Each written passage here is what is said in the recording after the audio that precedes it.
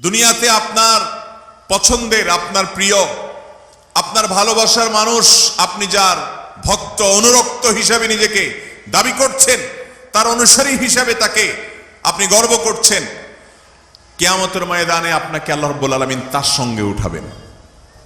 কি বলেন, আমরা কি তাদের সাথে উঠতে চাই? ইহুদিদের সাথে উঠতে চান? খ্রিস্টানদের সাথে উঠতে চান? আল্লাহদ্রোহীদের সাথে উঠতে চান? বেঈমানদের সাথে উঠতে চান? মুসলমানদের শত্রুদের সাথে উঠতে চান? মানবতার শত্রুদের সাথে উঠতে চান?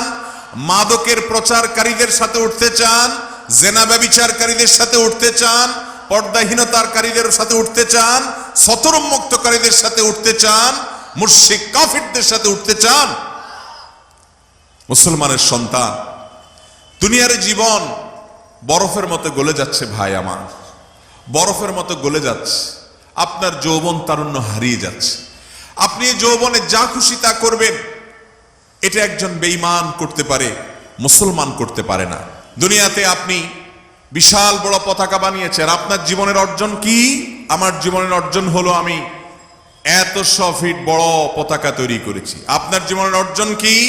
আমি পছন্দের দলের খেলোয়াড়ের পতাকা টাঙাতে গিয়ে দুনিয়া থেকে মরে গেছি, চলে গেছি। আর যে ব্যক্তি জগা খিচুড়ি, জগা খিচুড়ি বুঝেন? জগা খিচুড়ি মানে হলো সে একজন তথাকথিত খেলোয়াড়কে পছন্দ করে, তাকে ভালোবাসে। আবার দেখা যায় একজন হুজুরের ওয়াজ ভালো লাগে, সেই হুজুরেরও ভালোবাসে। এর নাম হলো জগা খিচুড়ি মুসলমান। মিডল ইস্টে মানুষের ঘরে ঘরে, সৌদি আরবের মানুষের ঘরে ঘরে ফুটবল দলের সমর্থক, তাদের জার্সি দুঃখজনক হলেও লজ্জাজনক হলেও সত্য। সাধারণ মসজিদগুলোতে আপনি মিডল ইস্টের যে কোনো দেশে চলে যান, ইভেন সৌদি আরবে চলে যান, অজস্র যুবকের গায়ে সেই ইহুদি খ্রিস্টান এবং কুফফারদের জার্সি তাদের গায়ে শোভা পাচ্ছে। তারা নামাজ পড়ছে, তারা মসজিদে যাচ্ছে। আমাদেরকে অনেকে দেখায় যে তারা কি ইসলাম বুঝে নাই। আমরা কি ইসলাম সৌদি আরব আর মিডল ইস্ট থেকে বুঝবো না কোরআন হাদিস থেকে বুঝবো? আমাদের অসংখ্য মুসলমান নামধারী ভাই বোনেরা আমাদের এই প্রিয় স্বদেশে, আমাদের এই প্রিয় মাতৃভূমিতে, গোটা পৃথিবীতে ছড়িয়ে ছিটিয়ে থাকা মুসলমানরা দলে দলে পঙ্গপালের মতো ঝাঁপিয়ে পড়ছে শয়তানের সেই ফাঁদের দিকে। আর সেই ফাঁদের নাম আর কিছু নয়, বিশ্বকাপ নামক বিশ্ব বেহায়াপনা। মোহতারাম হাজরিন, আল্লাহ রাব্বুল আলামিন আমাদেরকে যে বিবেক দিয়েছেন, সেই বিবেকের কাছে আপনি প্রশ্ন করুন। ইসলাম বৈধ বিনোদনের কথা বলে, আপনাকে সুস্থ বিনোদনের সুযোগ দিয়েছে। ইসলাম আপনাকে খেলাধুলার অনুমতি দিয়েছেন। আমাদের যুবক ভাইয়েরা, যুবতী বোনরা ভুল বুঝবেন না। ইসলাম মানে শুধুমাত্র পানসে এক ধর্ম নয়। ইসলাম মানে শুধুমাত্র এক পানসে জীবন বিধান নয়। ইসলাম এমন এক পূর্ণাঙ্গ বিধান, এখানে রয়েছে আল্লাহর আনুগত্য, এখানে রয়েছে আল্লাহর গোলামি, এখানে রয়েছে আখিরাতের প্রতি বিশ্বাস, এখানে রয়েছে বিবেচনা বোধ, এখানে রয়েছে মানবিক আচরণ, এখানে রয়েছে আপনার বিনোদন, এখানে রয়েছে আপনার খেলাধুলা, এখানে রয়েছে আপনার শরীর চর্চা। এখানে সবকিছুর ব্যবস্থা আল্লাহ রাব্বুল আলামিন রেখেছেন। মোহতারাম হাজরিন, ইসলাম যে খেলাধুলার কথা বলে, সেই খেলাধুলা আমাদের মধ্যে আমাদের মানসিকভাবে আমাদেরকে চাঙ্গা হতে সহযোগিতা করে, আমাদের শারীরিক স্থূলতা কমাতে সাহায্য করে। ইসলাম বলে শারীরিক কসরত হয়, সেরকম খেলাধুলা করেন, দৌড়াদৌড়ির প্রতিযোগিতা করেন, বিভিন্ন ধরনের শারীরিক কসরত হয়, এরকম খেলাধুলা করেন। যেই খেলাধুলার পেছনে জুয়ার কোনো ব্যবস্থাপনা নেই, যেই খেলাধুলার পেছনে কোনো অশ্লীলতা নেই, যেখানে কোনো হারামের উপাদান নেই, যেখানে কোনো মানব জাতির জন্য ধ্বংসাত্মক কোনো কিছু নেই, যেখানে মাদকের কোনো ছড়াছড়ি নেই, যেখানে তারুণ্য ধ্বংস হবে না, যেখানে সমাজ ধ্বংস হবে না, যেখানে পরিবারগুলো ভেঙে খান খান হবে না, যেখানে সন্তানরা পিতামাতার অবাধ্য হবে না, যেখানে স্বামীর সাথে স্ত্রীর কোনো মনোমালিন্য হবে না, যেখানে সমাজে সমাজে মারামারি হবে না, যেখানে দলে দলে সাপোর্টারদের মধ্যে গন্ডগোল হবে না, যেখানে দলে দলের এক দলের সাপোর্টার অন্য দলের সাপোর্টারদেরকে খুনাখুনি করবে না, মারামারি করবে না, অর্থের অপচয় করবে না, অর্থ উড়াবে না, অর্থ জ্বালাবে না, অর্থ পোড়াবে না, সেই রকম চমৎকার সুন্দর বিনোদনমূলক ব্যবস্থাপনা, খেলাধুলা, সেরকম শরীর চর্চার ব্যবস্থা ইসলামে আছে না নাই? মোহতারাম হাজরিন, ইসলামের সেই সুমহান জীবন বিধান রেখে আজ আমরা কোথায় ছুটছি, কাদের পেছনে ছুটছি?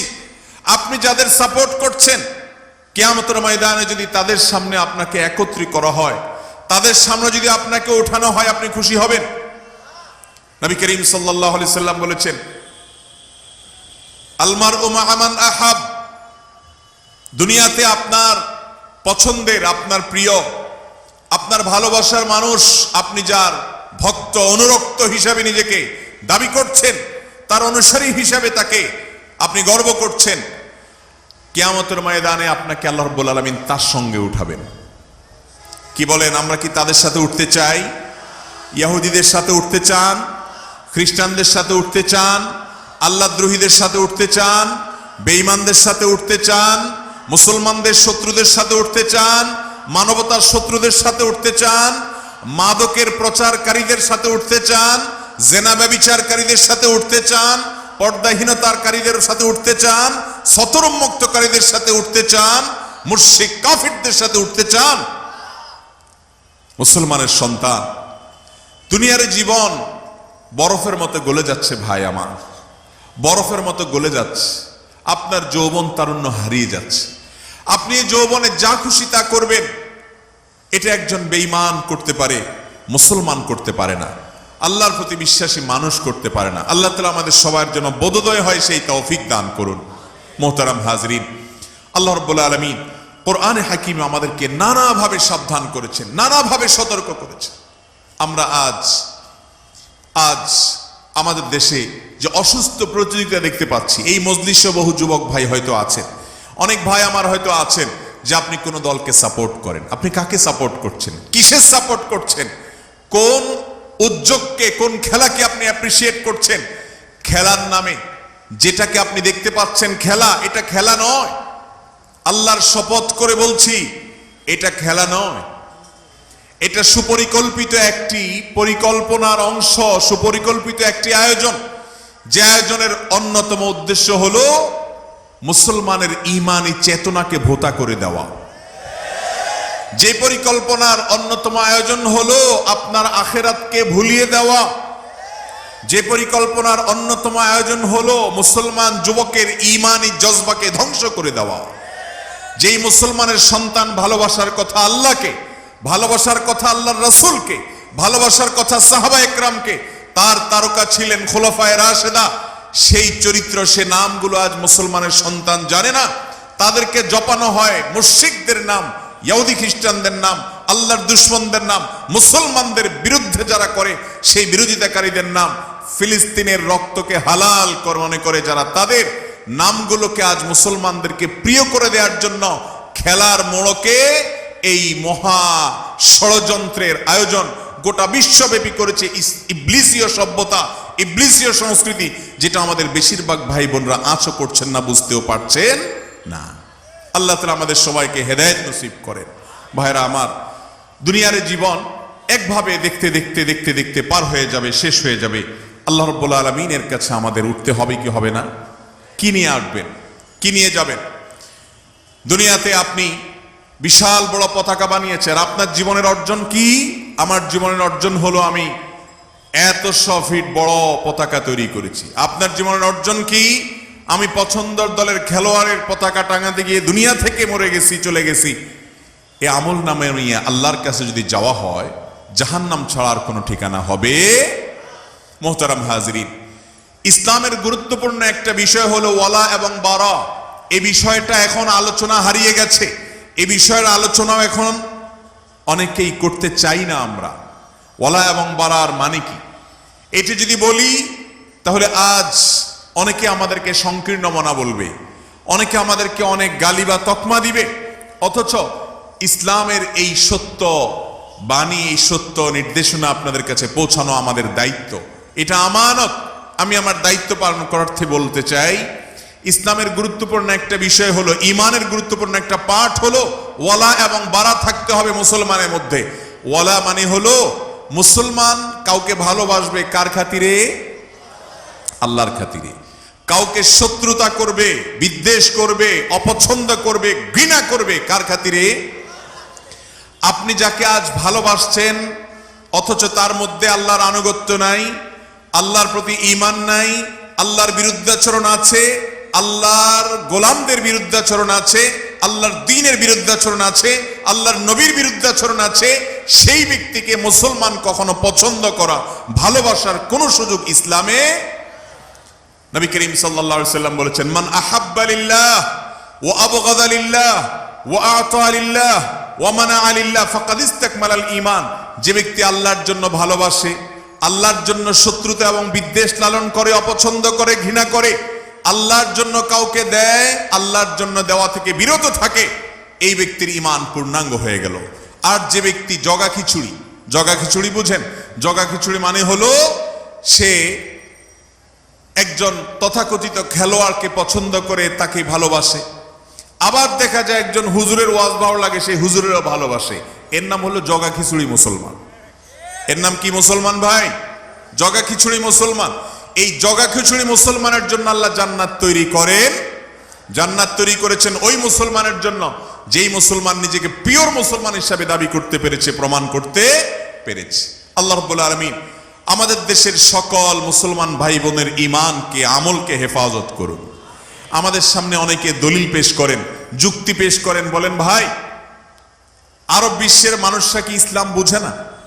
মিডল ইস্টে মানুষের ঘরে ঘরে, সৌদি আরবের মানুষের ঘরে ঘরে ফুটবল দলের সমর্থক, তাদের জার্সি।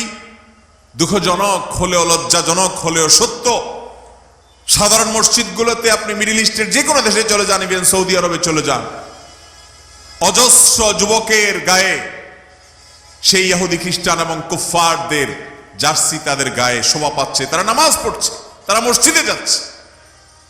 আমাদেরকে অনেকে দেখায় যে তারা কি ইসলাম বুঝে নাই।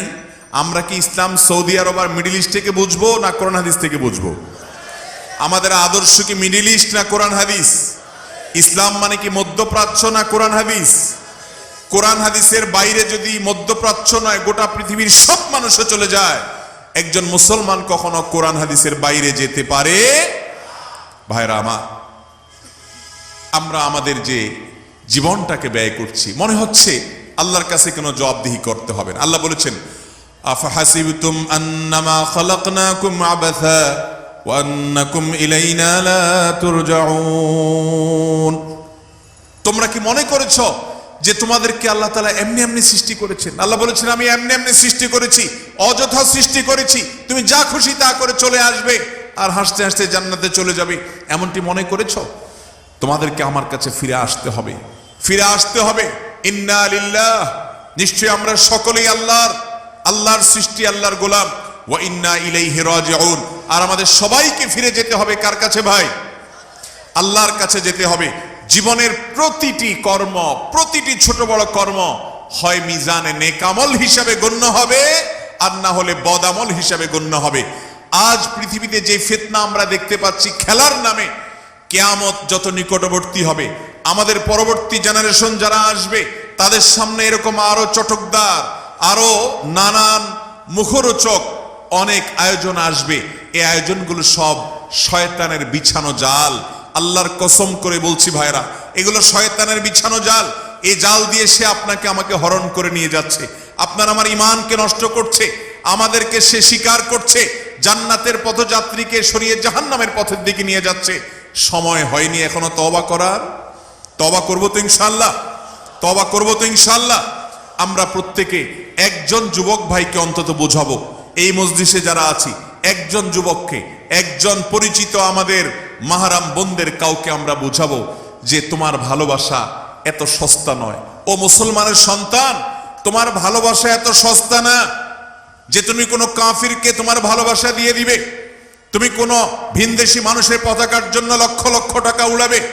এমন দেশে, যে দেশে মানুষ টাকার অভাবে চিকিৎসা করাতে এখনো পারে না, যে দেশে বহু মানুষ টাকার অভাবে নিজের সন্তানের মুখে খাবার তুলে দিতে পারে না, যে দেশে মানুষ টাকার অভাবে বাবা মায়ের লাশ হাসপাতাল থেকে ছাড়াতে পারে না, সেই দেশে বসবাস করে কোথাকার কোন দেশের মানুষের জন্য লক্ষ লক্ষ কোটি কোটি টাকা ব্যয় করা হবে, তুমি সেই কাতারে সামিল হতে হবে। মুসলমান তো পরের কথা, ন্যূনতম যুক্তিবাদী, ন্যূনতম বিবেকবান মানুষ কখনো এই কাজ করতে পারে? আমরা সবাইকে বোঝানোর চেষ্টা করব না ইনশাআল্লাহ?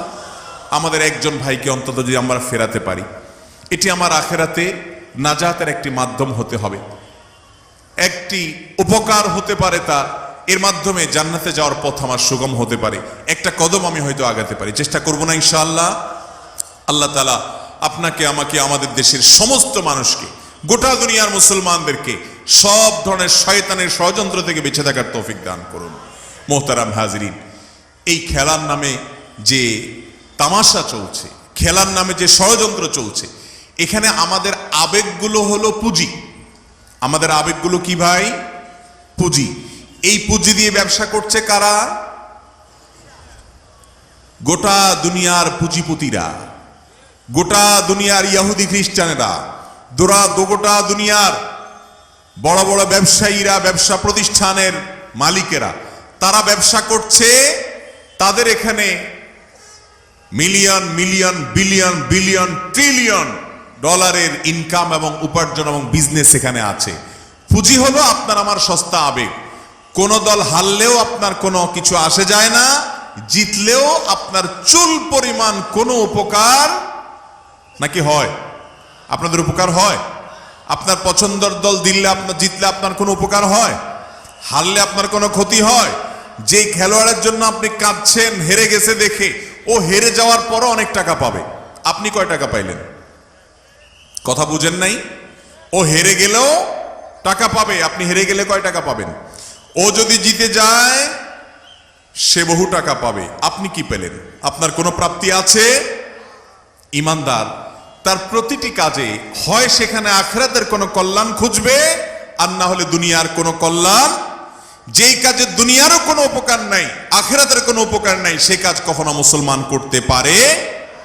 অতএব ভাইরা আমার, আমরা একজন মুসলমান হিসাবে আজ দীপ্ত কণ্ঠে শপথ করতে হবে। আমি জানি আমাদের কয়েকটা মানুষের শপথে গোটা দেশের পট হয়তো পরিবর্তিত হবে না, গোটা দেশের চেহারা হয়তো ঠিক হয়ে যাবে না, গোটা দেশে অন্যান্য ভিনদেশী মানুষদের পতাকায় সয়লাভ হওয়ার এই নোংরা দৃষ্টান্ত হয়তো থেমে যাবে না, কিন্তু শুরুটা তো আমরা করতে পারি। কি বলেন?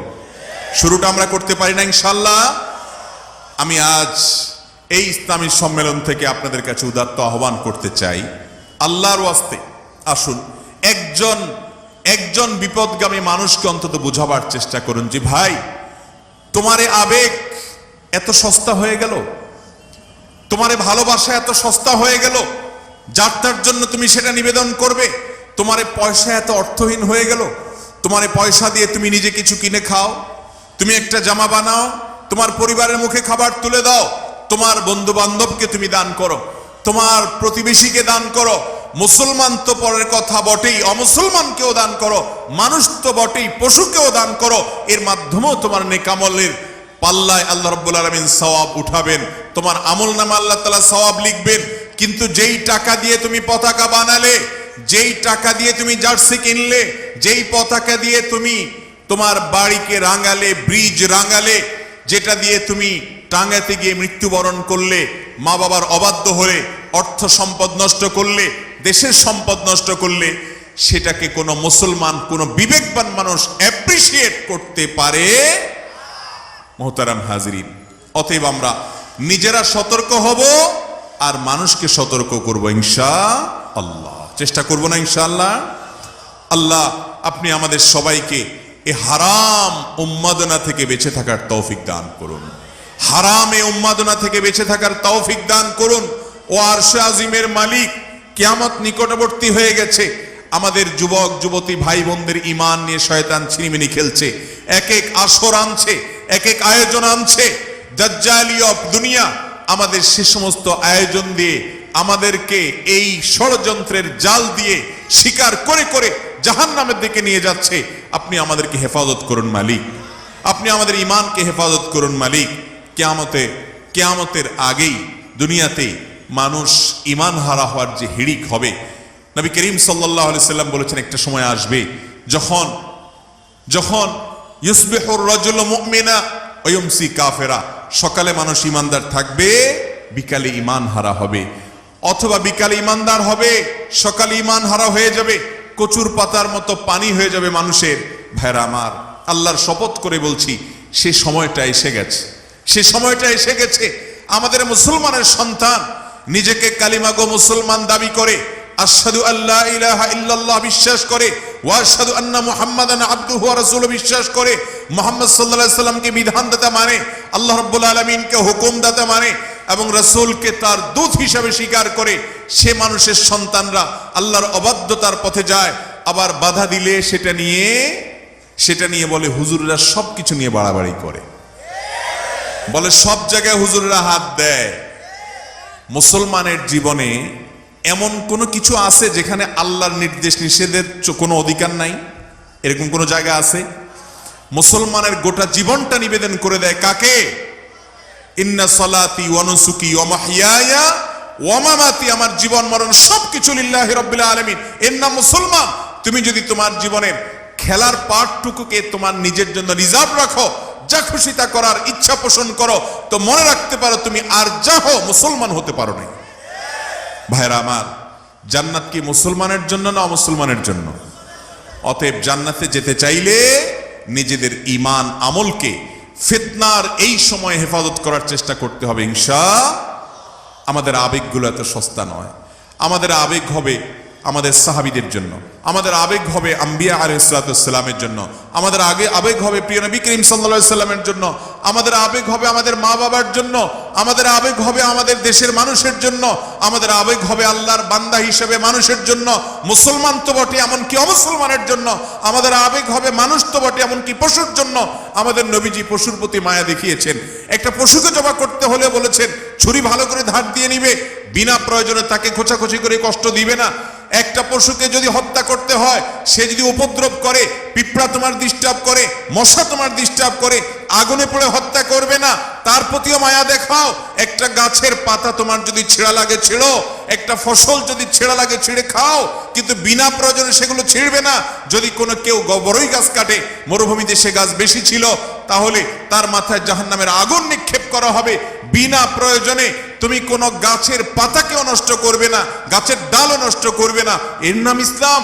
আমার আবেগ, আমার ভালোবাসা আমার আল্লাহর জন্য, আমার রাসূলের জন্য, আমার নবীর জন্য, আমার সাহাবীদের জন্য, আমার খুলাফায়ে রাশিদের জন্য, আমার আইম্মে মুস্তাহিদিনের জন্য, আমার আইম্মে আযমের জন্য, ফুকাহে কেরামের জন্য, মুহাদ্দিসিনে কেরামের জন্য, মুসলমানের জন্য, নারী পুরুষের জন্য, পরিচিত অপরিচিত মানুষের জন্য। মানুষ মুসলমান হোক তার জন্য, অমুসলমান হোক তার জন্য। মানুষ তো বটে পশুর জন্য, পশু তো বটে আল্লাহ সৃষ্টির জন্য।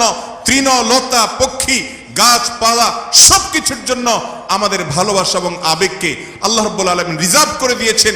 সে আবেগকে ভোতা করে দিয়ে কাফেরদের পেছনে, বেঈমানদের পেছনে, নাস্তিকদের পেছনে, মুশরিকদের পেছনে, মুসলমানদের দুশমনদের পেছনে, ফিলিস্তিনের মুসলমানদের রক্তকে হালাল মনে করে সেই মানুষগুলোর পেছনে আমাদের আবেগকে নষ্ট করে দেওয়ার নাম হলো এই বিশ্বকাপ ফুটবল এবং ক্রিকেট।